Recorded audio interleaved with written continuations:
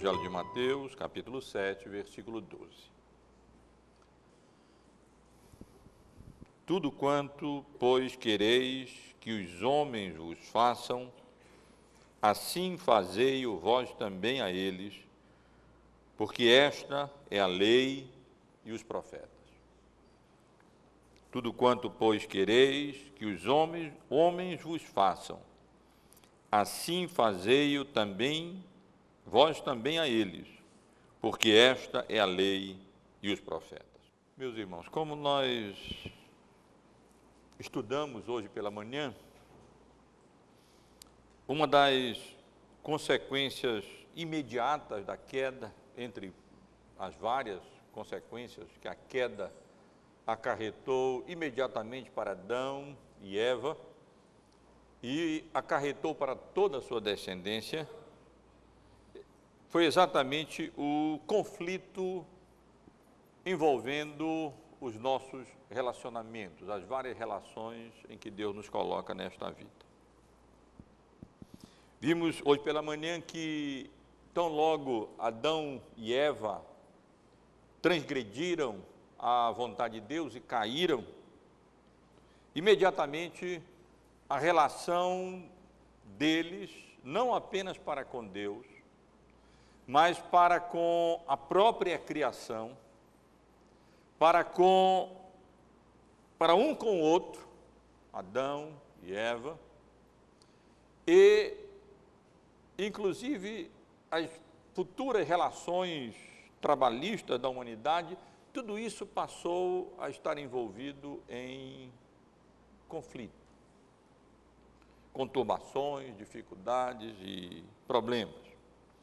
E desde então, meus irmãos, reconhecemos que os relacionamentos humanos têm sido sempre marcados por conflitos, por inimizades, por porfias, por ciúmes, iras, discórdias, contendas, dissensões, facções, os frutos da carne, acerca dos quais nós lemos, e o apóstolo Paulo ensina na sua carta a Gálatas, no capítulo 5, no versículo 20. Cada um de nós certamente reconhecerá que os relacionamentos humanos sempre são caracterizados e sempre são marcados por esses problemas, dificuldades e conflitos.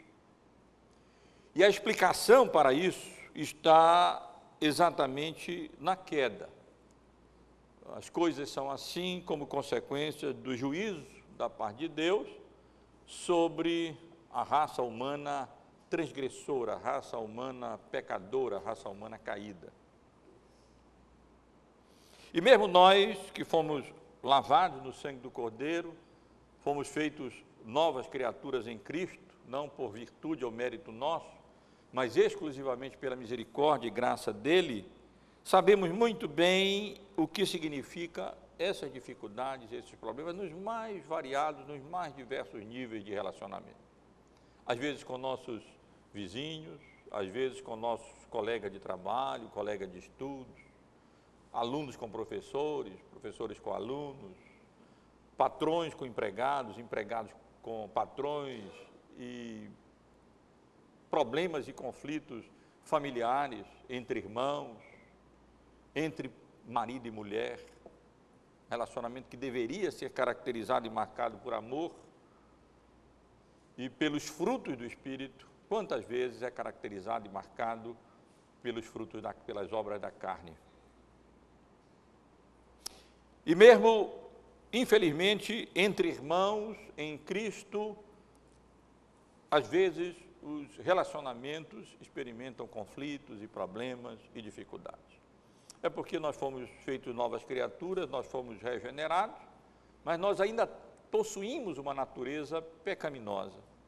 E quando nós não alimentamos o novo homem e damos vazão ao velho homem, à natureza corrompida que existe em nós, então nós tendemos a nos colocar nessas relações de conflito, e com quanta facilidade nós podemos errar.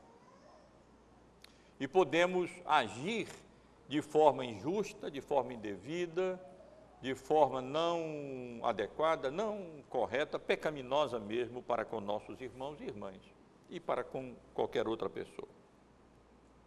E, meus irmãos, essa passagem trata de uma questão que tem tudo a ver com esse problema e essa realidade que nós estivemos considerando hoje pela manhã na escola dominical. O irmão tem acompanhado a nossa exposição, especialmente aqui no capítulo 7, passagem que o presbítero Célio leu há pouco, e devem estar lembrados que nos domingos anteriores estivemos considerando a advertência de Jesus contra o juízo temerário, nos versículos 1 a 5 do capítulo 7, do Sermão do Monte. Depois consideramos a necessidade, por outro lado, de discriminação espiritual, para não ocorrer que lancemos pérolas a porcos e as verdades do Evangelho e a palavra de Deus venham a ser pisoteadas, desprezadas e menosprezadas. E no domingo passado consideramos com os irmãos o encorajamento que o Senhor Jesus nos dá nos versículos 7 até o versículo 11, para nos consagrarmos à oração e para insistirmos mesmo na oração diante de Deus. Consideramos aqui a ordem de Jesus: pedi, buscai, batei. Consideramos a sua promessa, a sua resposta: e dar-se-vos-á, e achareis, e abrir-se-vos-á, e o encorajamento que Jesus nos dá a partir do versículo 9, quando ele argumenta que, ora, se nós que somos maus sabemos dar boas dádivas aos nossos filhos, o nosso Pai Celeste também nos dará coisa boa quando lhe pedirmos. É certo, quando nos pedimos aquilo que de fato contribuirá para o nosso bem, especialmente para a nossa edificação e para o bem da nossa alma. É claro que Deus nos dará. E assim chegamos ao versículo 12, o texto em que Jesus estabelece a regra áurea que deve reger os relacionamentos dos cidadãos do reino para com as demais pessoas, com as pessoas em geral. A norma básica da conduta cristã para com os nossos próximos. E eu digo regra áurea porque essa é a expressão normalmente utilizada pelos comentaristas bíblicos para se referirem a esse versículo 12: tudo quanto, pois, quereis que os homens vos façam, assim fazei-o a vós também a eles.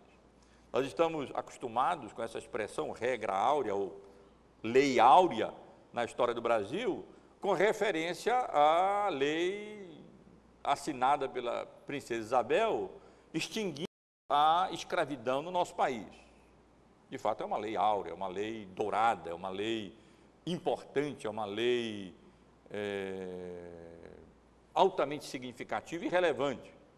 Mas para nós, crentes, nós temos uma regra mais áurea ainda. E na realidade, a nossa lei áurea, ela é uma expressão dessa regra áurea. Porque tudo quanto, pois, quereis que os homens vos façam, assim fazei-o vós também a eles. E, naturalmente, se nós não queremos, não gostaríamos de ser escravos de outras pessoas, evidentemente, nós não deveríamos, então, aprovar a escravidão. E, positivamente falando, se nós, sendo escravos, gostaríamos de ser livres e acharmos que isso é uma coisa correta, boa e justa, então nós devemos agir de tal maneira, dentro da nossa esfera de autoridade e possibilidade, contribuir para que os outros sejam livres também. Mas para nós, meus irmãos, essa é de fato a grande regra áurea da conduta cristã, e especialmente da conduta cristã no que diz respeito aos relacionamentos humanos, nos quais todos nós estamos sendo o tempo todo colocados. Se nós eu não vou nem dizer se não nos tornássemos monges, porque mesmo os monges, eles têm relacionamentos, não é, entre si, mas sempre somos colocados em relacionamentos familiares, de vizinhança, de estudo, de trabalho, na igreja. Então, sempre nós estamos nos relacionando com os outros, e o risco de tropeçarmos e de ofendermos e agirmos para com os outros de maneira incorreta, inadequada, que não agrada a Deus, pecaminosa mesmo, é sempre uma possibilidade, uma realidade. E Deus nos dê graça, e aqui Ele nos fornece exatamente qual é a chave mesmo, né, para sabermos como sempre proceder em determinadas circunstâncias que envolvam relacionamento. Algumas pessoas gostam de andar sempre com um canivetezinho, não é para ferir os outros, não, mas é para ter ali uma ferramenta para utilizar em momento inesperado, imprevisível. A gente precisa de uma ferramenta, tem uns canivetes bons que tem várias ferramentas. E essa regra, alguém comparou, ela é como se fosse esse canivete, ali sempre pronto para naqueles momentos em que nós não vamos ter muito tempo para consultar, investigar, pesquisar, ler mais a Bíblia, ler mais livros. Nós temos a chave na hora para nos socorrer nesses problemas de relacionamento e, com a graça de Deus, resolvê-los de forma imediata. Sempre nos perguntando, sempre pensando desta maneira: tudo quanto quereis que os homens vos façam, assim fazei-o vós também a eles. Mas vamos considerar, portanto, meus irmãos, essa regra áurea que nós encontramos estabelecida por Jesus aqui no versículo 12 do capítulo 7 do Evangelho de Mateus. E quero considerar esse versículo da seguinte maneira: primeiro, chamando a atenção dos irmãos para a ligação desse verso com o contexto anterior. Segundo, para a regra em si que Jesus aqui estabelece. E terceiro, para a base ou a razão que Jesus apresenta para ratificar, para confirmar, para fortalecer a sua regra áurea para a conduta cristã. Então, com relação à ligação, eu chamo a atenção dos irmãos para o fato de que a nossa passagem está claramente ligada ao contexto anterior pela conjunção pois. Tudo quanto, pois, ou portanto, tradução de uma conjunção inferencial grega, é uma conjunção grega inferencial, e que, portanto, logo chama a nossa atenção para o contexto anterior, porque o que nós encontramos aqui está intimamente relacionado com o que Jesus havia dito, ou vinha ensinando, ou vinha dizendo, como uma inferência daquilo que ele vinha ensinando. E se nós observarmos bem, o versículo 7 está ligado não apenas ao contexto imediatamente anterior, os versos que o presbítero Célio leu há pouco, no capítulo 15, mas ele está ligado também ao contexto geral anterior, especialmente ao que Jesus havia ensinado a partir do capítulo 5, versículo 20, até o final do capítulo 5.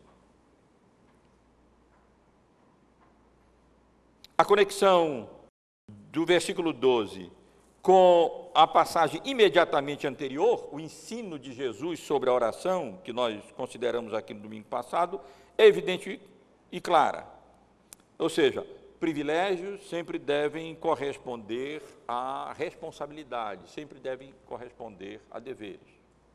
Ora, se Jesus nos insta a suplicar a sua graça, a orar, porque Ele nos promete nos dar coisas boas e ser bondoso, benevolente, gracioso para conosco, evidentemente que essa bênção, esse privilégio, esse favor do Senhor para conosco deve corresponder em nós uma responsabilidade e sermos também bondosos e benevolentes e graciosos para com os outros. Ou, colocando de outra maneira, visto que Deus está pronto para nos dar coisas boas, nós também devemos estar prontos para agir de maneira correta para com as outras pessoas. Isso não é mais do que dizer aquilo que lemos em Efésios, no capítulo 5, versículo 1. Sede, pois, imitadores de Deus como filhos amados.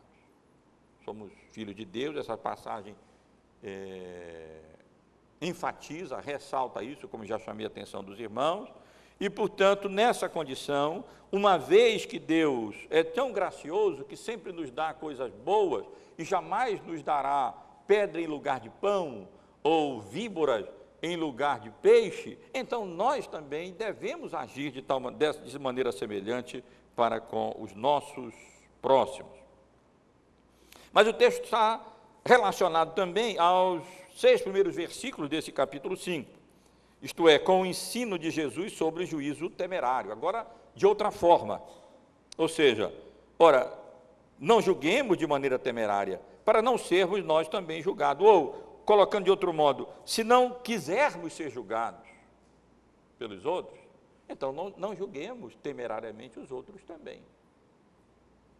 São, na realidade, uma aplicação da lei áurea, e, portanto, nada de estranhar com essa inferência de Jesus aqui, quando ele generaliza o seu exemplo que ele havia dado com relação ao juízo temerário, e diz, ora, uma conclusão mais do que apropriada, tudo quanto, pois, quereis que os homens vos façam, assim fazei-o vós também a eles. Isto é, não quereis que os homens vos julguem temerariamente? Pois então, não julgueis também os outros temerariamente. É uma aplicação da lei áurea, da regra áurea que Jesus nos dá aqui. Mas eu deixei para considerar esse versículo 12 de maneira separada, porque ele, na realidade, não é uma inferência apenas do que Jesus diz aqui, mas ele é uma inferência do que Jesus ensina, de modo geral, no Sermão do Monte, especialmente na seção que se estende do capítulo 5, versículo 20, os irmãos podem observar e relembrar, até o final desse capítulo, no versículo 48. Os irmãos certamente lembram bem, quando Jesus disse, porque vos digo que se a vossa justiça não excederem muito a dos escribas e fariseus, jamais entrareis no reino dos céus.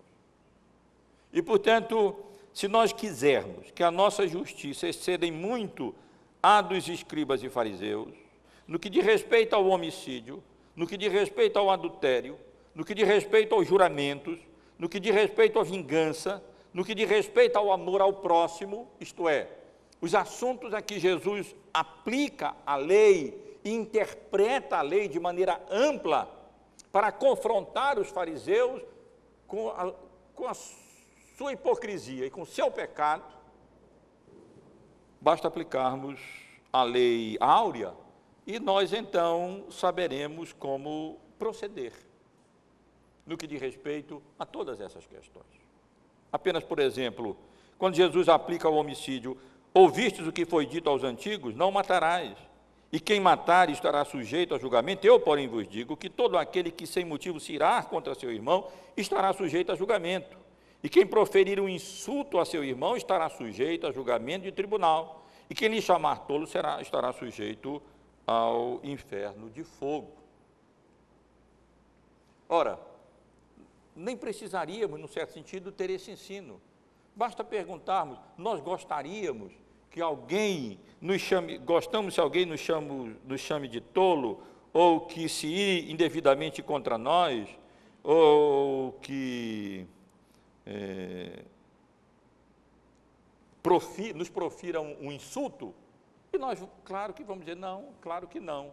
Então, basta não procedermos dessa maneira também para com os outros. Isso não é garantia que os outros não procederão de forma ruim conosco, mas é o ensino de que Jesus, de que uma maneira ou de outra, nós, para sabermos se nós devemos ou não devemos fazer alguma coisa com relação aos nossos relacionamentos com os próximos, basta perguntar se nós gostaríamos que os outros procedessem, como é que nós gostaríamos que os outros procedessem, e assim, então, de forma que procedamos para com eles assim.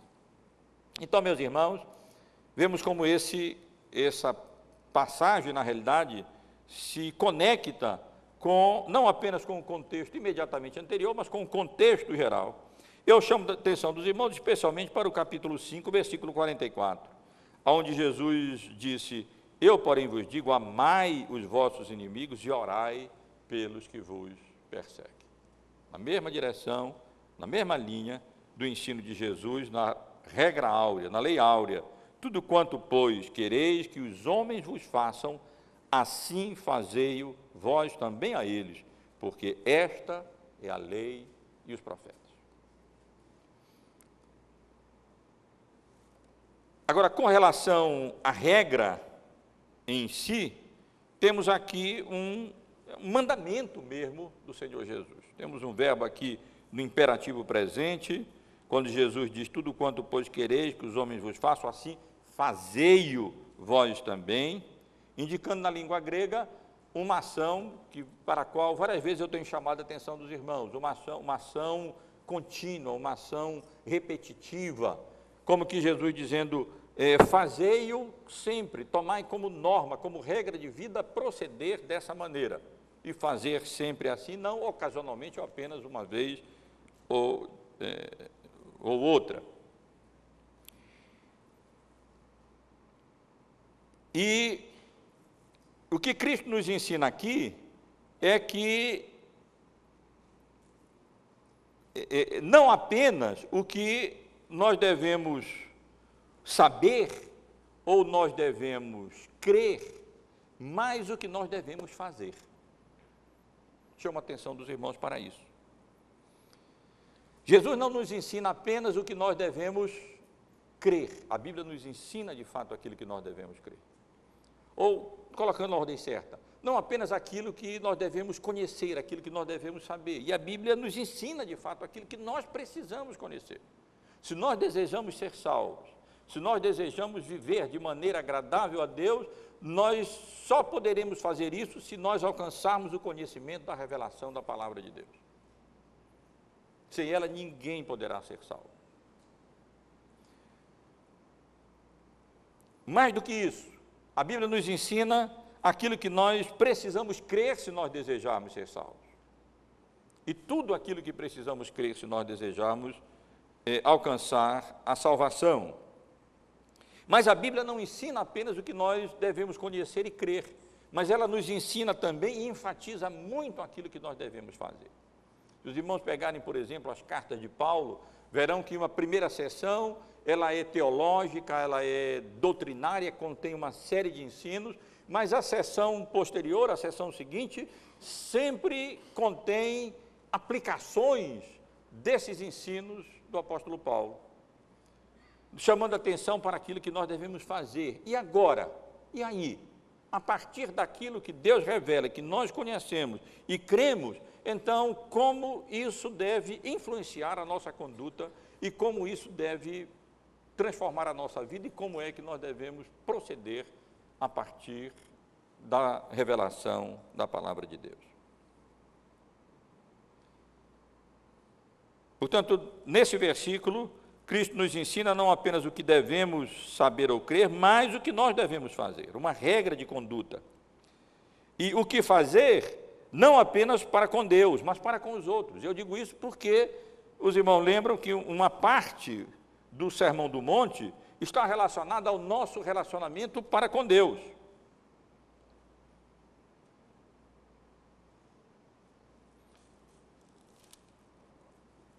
Recapitular isso tomaria tempo, eu não vou fazer isso. Mas, irmãos, certamente se recordam como o Sermão do Monte está relacionado, está voltado também para o nosso relacionamento com Deus. Ensino sobre oração, sobre jejum, sobre como dar esmola, tudo apontando para recebermos a recompensa da parte de Deus, ou seja, para o nosso relacionamento com Deus.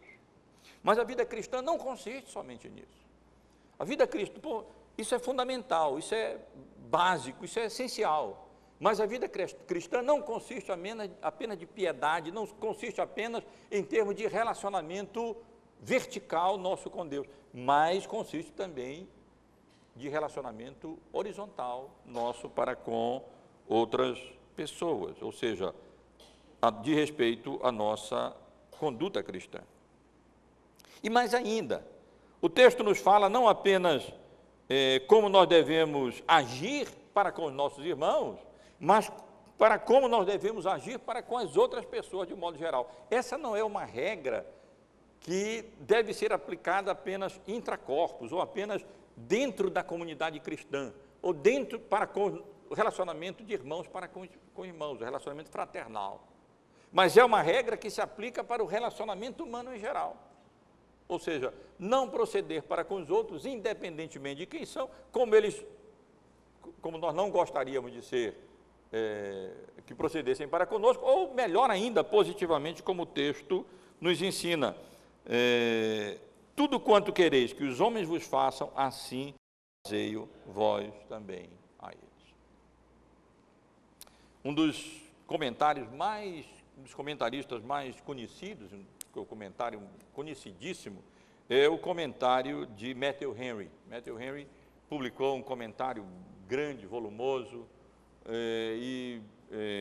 expressando a teologia e a prática pastoral reformada e puritana, e ele resume esse mandamento, essa regra áurea, no que diz respeito ao seu significado, de 3 maneiras.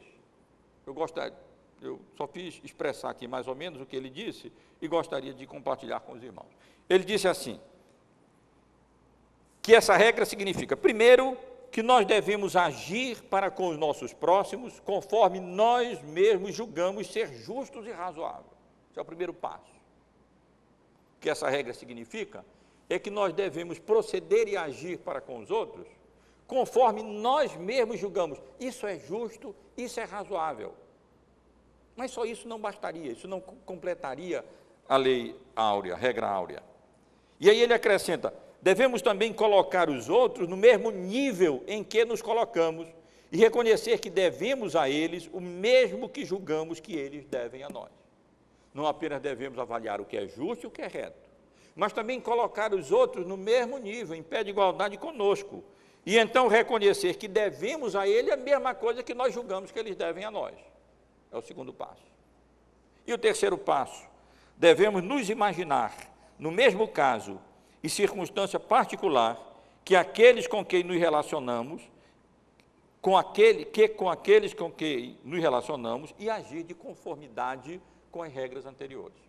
E aqui, então, da maneira típica de escrever dele, ele esmiuça mais esse mandamento, essa regra áurea, dizendo que nós devemos, essa regra implica nisso, devemos agir para com os próximos, como nós julgamos ser retos, ser justo, ser razoável, ser correto. Devemos nos colocar os outros no mesmo nível que nós e reconhecer que devemos a eles aquilo que nós julgamos que eles devem a nós. E terceiro, devemos nos imaginar, então, no mesmo caso e circunstância particular, que aqueles com quem nos relacionamos e agir de conformidade. Ou seja, muito bem, a questão é essa. E se fulano fizesse assim comigo? Nesse caso particular, nessa circunstância específica, como é que eu gostaria que ele fizesse? Como é que eu preciso proceder agora, de uma maneira ou de outra, com relação a cicrano? Como é que eu gostaria que ele, na mesma situação, no mesmo caso, procedesse comigo, se ele se encontra no mesmo nível, e eu gostaria que ele procedesse comigo dessa maneira, da mesma maneira, de maneira justa e razoável, como eu imagino ser. E, meus irmãos, nós sabemos o quanto essa regra pode nos ajudar nas questões mais diversas e mais variadas da vida. Deixe-me dar apenas um exemplo bíblico de Colossenses 3,13, quando Paulo disse, suportai-vos uns aos outros, perdoai-vos mutuamente, caso alguém tenha motivo de queixa contra outrem. Assim como o Senhor vos perdoou, assim também perdoai vós. Isto é, no âmbito da paciência e do perdão. Fulano fez alguma coisa para mim. Eu posso perdoá-lo ou posso revidar. Se eu tivesse feito coisa semelhante a ele, como eu gostaria que ele procedesse para comigo, revidando ou perdoando? E certamente nosso bom senso diria que nós gostaríamos que ele nos perdoasse, não que ele revidasse aquilo que nós fizéssemos. E é exatamente isso o que Jesus nos diz aqui. Ou como ele disse logo no início, suportando-vos uns aos outros, tendo paciência e tolerância para com o outro. Como é que eu gostaria que fulano ou fulana agisse para comigo? Sem tolerância ou sem paciência, sem suportar as minhas fraquezas, ou suportando as minhas fraquezas e tendo paciência. E nós podemos aplicar isso, meus irmãos, às mais variadas virtudes. A verdade, a consideração, o respeito, a bondade, a fidelidade, como eu disse, a paciência, a justiça, a liberalidade, a cortesia, a sinceridade. Eu gostaria que fulano fosse sincero comigo. Então pronto, eu serei sincero com ele. Eu gostaria que ele fosse respeitoso para comigo. Pois então, eu tenho que ser respeitoso para com ele. Eu gostaria que fulano tivesse consideração para comigo, então eu preciso ter consideração para com ele. Ele fosse cortês para comigo, então eu preciso ser cortês para com ele também. E assim por diante, meus irmãos, em qualquer área nós podemos aplicar a lei áurea, a regra áurea que o Senhor Jesus nos dá aqui. Ou seja, quanto, pois, quereis que os homens vos façam, assim fazei-o vós também a eles. Mas além da ligação com o contexto para o qual já chamei a atenção dos irmãos, e da regra ou do mandamento em si, que Jesus nos oferece nessa passagem, eu chamo a atenção também dos irmãos para a base ou para a razão que ele acrescenta ao nos dar essa regra. Quando ele diz, tudo quanto, pois, quereis que os homens vos façam, assim fazei-o também a eles. Mas ele acrescenta, porque esta é a lei e os profetas. E a condição porque aqui logo indica que nós temos a razão, ou a base, ou a explicação que Jesus quer dar para a sua lei. Porque esta é a lei e os profetas. E eu chamo a atenção dos irmãos para o fato de que essa não é uma lei pragmática, não é uma lei filosófica, não é uma lei moralista.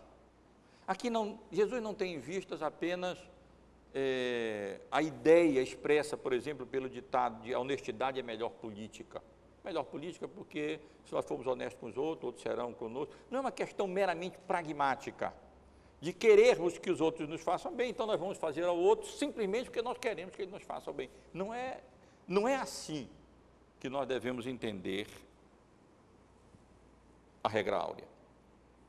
Agora, por expressar o senso comum, não é preciso estarmos na esfera do cristianismo para qualquer pessoa aquecer a justeza, a justiça, a correção, a legitimidade dessa lei áurea. Qualquer pessoa pode muito bem parar e pensar, realmente, se eu não quero que fulano faça alguma coisa para mim, eu não vou fazer para ele. Ou então, se eu quero que ele faça o bem para mim, eu vou fazer para ele. Ou eu vou fazer para ele, que eu quero que ele faça para mim. Isso é razoável, isso é humanamente, perfeitamente razoável.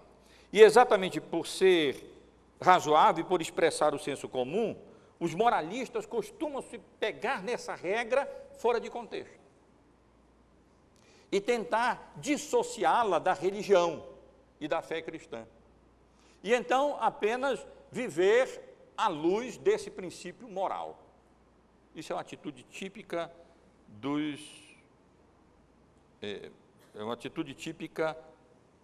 moralista. Mas, meus irmãos, esse mandamento de Cristo, na realidade, ele é um sumário da segunda tábua da lei. Os irmãos sabem que as duas tábuas da lei expressam, a primeira, o relacionamento vertical do povo de Deus com ele, e a segunda tábua da lei, o relacionamento horizontal. E esse mandamento, nós podemos dizer, ele é um sumário da segunda tábua da lei. Tudo aquilo que lemos na segunda tábua da lei, em Êxodo, no capítulo 20, está aqui sintetizado e sumariado.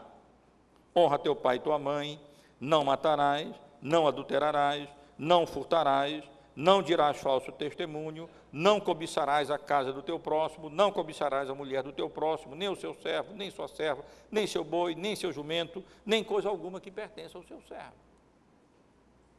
Tudo isso aqui está resumido e sumariado nesse mandamento que Jesus nos dá. Tudo quanto, pois, quereis que os homens vos façam, assim fazei-o também, vós também a eles.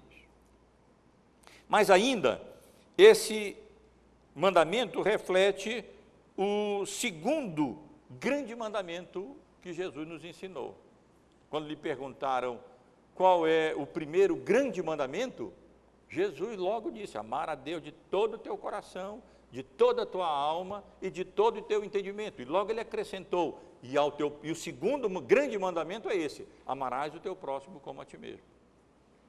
E o que Jesus diz aqui não é em essência diferente. Tudo quanto, pois, quereis que os homens vos façam, assim fazei-o também vós a ele. Mas, meus irmãos,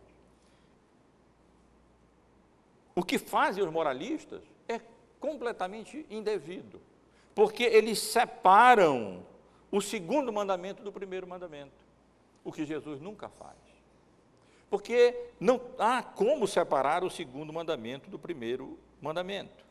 Não há como ficarmos apenas com o amar o teu próximo como a ti mesmo e sem amar a Deus de todo o coração, de toda a nossa alma, de toda a nossa força e de todo o nosso entendimento.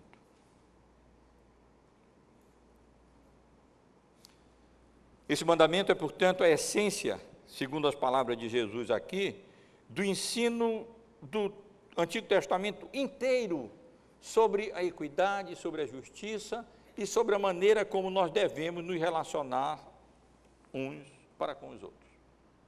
E é interessante que quando Jesus é inquirido sobre qual é o primeiro grande mandamento, e ele menciona o primeiro mandamento e logo acrescenta o segundo mandamento, o segundo semelhante a este é: amarás o teu próximo como a ti mesmo. Ele logo acrescenta também: destes dois mandamentos dependem toda a lei e o profeta.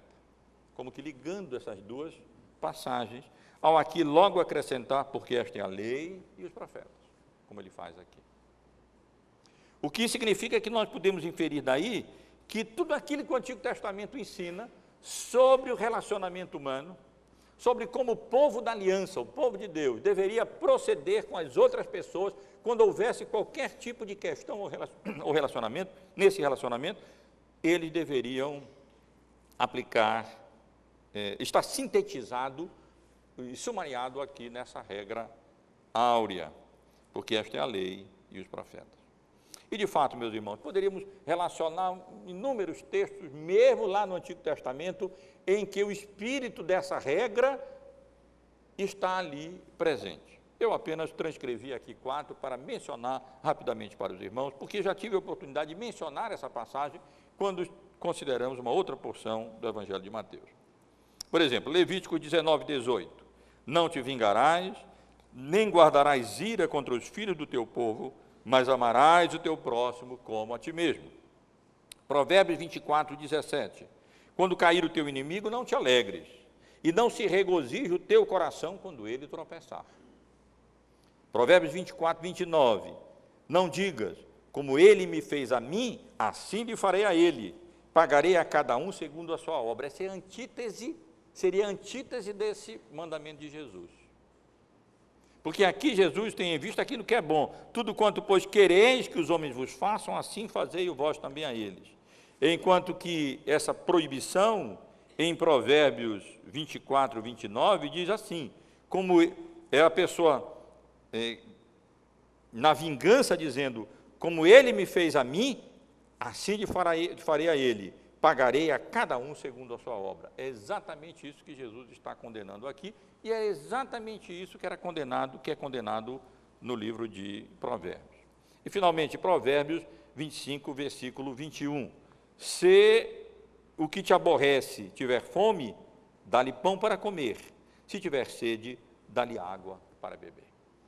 Essas passagens do Antigo Testamento, meus irmãos, e várias outras passagens do Antigo Testamento, deixam perfeitamente claro que o ensino, mesmo lá na Antiga Aliança, para o povo de Deus, com relação aos relacionamentos humanos, está sumariado, está sintetizado, e a sua essência se encontra expressa por Jesus aqui na regra áurea: tudo quanto, pois, quereis que os homens vos façam. E eu estou repetindo várias vezes o versículo para ver se a gente grava e memoriza, e ele se torna mesmo um canivete para, na hora que a gente precisar, lá ele estará na memória para usarmos. Canivete que eu digo não é a faquinha para furar, não, né? São as ferramentas ali para nos socorrer no momento inesperado para ser utilizado. Tudo quanto, pois, quereis que os homens vos façam, assim fazei-o vós também a eles. Apenas para concluir, meus irmãos, essa breve exposição dessa passagem tão preciosa, desejo aplicá-la fazendo algumas considerações. E a primeira é que a Bíblia deve ser sempre a nossa regra de fé, mas também a nossa regra de prática. E aqui eu enfatizo a regra de prática. Isto é, nela nós encontramos não apenas tudo o que devemos saber, como mencionei, tudo o que devemos crer, mas também tudo o que nós devemos fazer para vivermos de forma e de maneira agradável a Deus. E o Senhor Jesus nos dá exemplo disso aqui, quando ele estabelece essa regra áurea, não apenas no que diz respeito ao conhecimento e às revelações da vontade de Deus, não apenas com relação ao que devemos crer, mas ao que devemos fazer, como uma norma prática, uma regra prática, que deve reger a nossa atitude nos vários relacionamentos em que a providência soberana de Deus nos coloca nessa vida. Lembremos-nos disso, meus irmãos e irmãs. A Bíblia nos ensina não apenas aquilo que nós devemos saber e não apenas aquilo que nós devemos crer, mas também aquilo que nós devemos fazer, como nós devemos agir nos nossos relacionamentos para com o próximo. Segundo, eu gostaria de chamar a atenção dos irmãos para o fato de que o Novo Testamento não representa uma religião nova, mas sim a revelação progressiva da mesma religião revelada no Antigo Testamento, inclusive no que diz respeito à questão moral, a questões morais. Temos tido a oportunidade de chamar a atenção dos irmãos para o fato de que na Bíblia nós encontramos uma revelação progressiva da vontade de Deus. E às vezes podemos cair no engano e no erro de que o Antigo Testamento ensina uma religião, o judaísmo, e o Novo Testamento ensina uma outra religião, o cristianismo, quando não é verdade. Nós temos apenas duas etapas, duas fases, ou duas dispensações, ou duas etapas de implementação do mesmo pacto, da mesma aliança, da mesma religião, da mesma fé. O Antigo Testamento não contraria o Novo Testamento, o Novo Testamento não contraria o Antigo Testamento. O Novo Testamento está latente no Antigo Testamento, o Antigo Testamento está patente no Novo Testamento. E mesmo no que diz respeito a questões morais, o que nós temos é apenas essa progressão. De tal maneira que o que Jesus diz aqui, assim como ele diz no capítulo 22 do Evangelho de Mateus, que eu já li, o primeiro grande mandamento e o segundo mandamento, deles dois mandamentos dependem toda a lei e o profeta. Ou como ele diz aqui, porque esta é a lei e os profetas. Como se Jesus dissesse, no que diz respeito à maneira como nós devemos nos relacionar com os outros, a lei e os profetas consistem nisso. Se soubermos isso, nós temos aquele canivete com aqueles suíços dessa grossura, que tem todo tipo de ferramentazinha ali para a gente utilizar, guardado no bolso.